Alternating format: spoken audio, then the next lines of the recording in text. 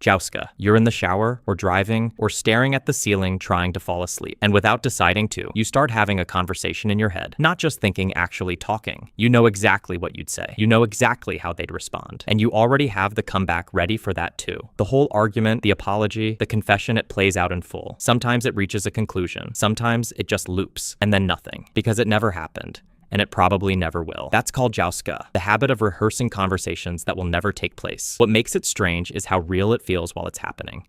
Your heart rate actually goes up. You get frustrated or satisfied from a conversation that existed only in your own head. You built the other person. You decided what they'd say, and then carried the emotional weight of how it went. Most jouskas never leave the shower. Zenosin, you remember. Summers as a kid, feeling like they would never end. 3 months felt like a lifetime. A single afternoon could stretch across what felt like days. And now, a whole year goes by, and it genuinely surprises you like it happened while you weren't paying attention. That feeling is called xenosin, the sense that time keeps accelerating the older you get. When you're young, almost everything is new. New people, new experiences, new versions of yourself. Every few months, your brain is constantly processing things it's never seen before. And that newness makes time feel dense, like there's a lot of it. As you get older, routines take over. Your brain stops paying as much attention because it's already seen something like this before.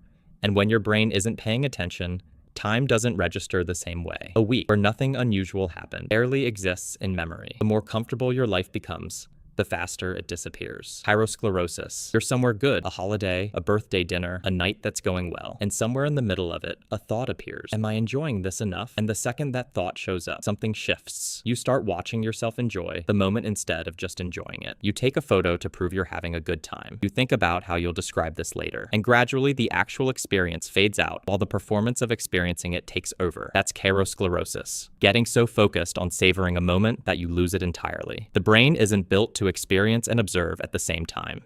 The moment you step back to appreciate something, you've already moved slightly outside it. The harder you grip a moment, the faster it slips. Social media made this significantly worse. Every experience now has a potential audience, and the moment you're aware of that audience, you stop being fully present. The best moments of your life were probably the ones you didn't photograph. Adronitis, you meet someone and you like them immediately. The conversation is good, something clicks, and then you go home and realize you still know almost nothing about them. And that building the real picture is going to take years, if it happens at all. Adronitis is the frustration of how long it takes to truly know another person. People reveal themselves slowly, in pieces.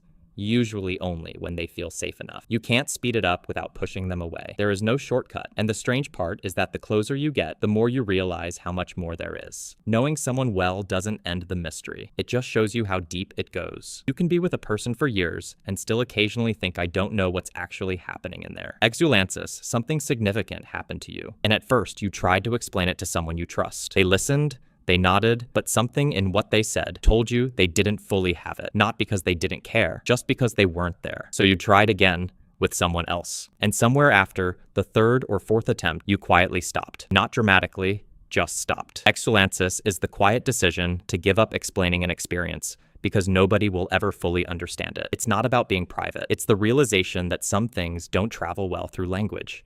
You can describe the facts of it. You can't transfer the weight of it. Some of the most important things that ever happened to you exist only in you. Liberosis. There are people in your life you worry about constantly. Decisions you made that still sit somewhere in your chest. Things from years ago you're still quietly replaying. And sometimes, underneath all of it, there's one specific want not to fix any of it, not to solve it, just to stop caring so much. Liberosis is the desire to care less.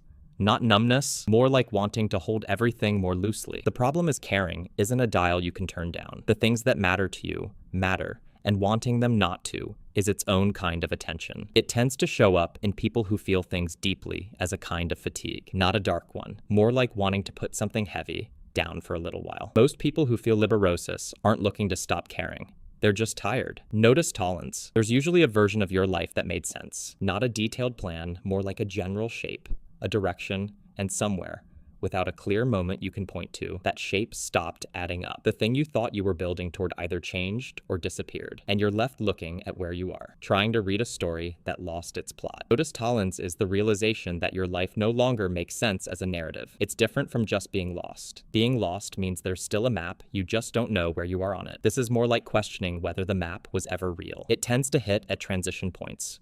A milestone that arrived and felt hollow. A plan that worked exactly as intended, but didn't feel the way it was supposed to. The hard part isn't not knowing what comes next. It's not being sure. The chapters that already happened were leading anywhere at all.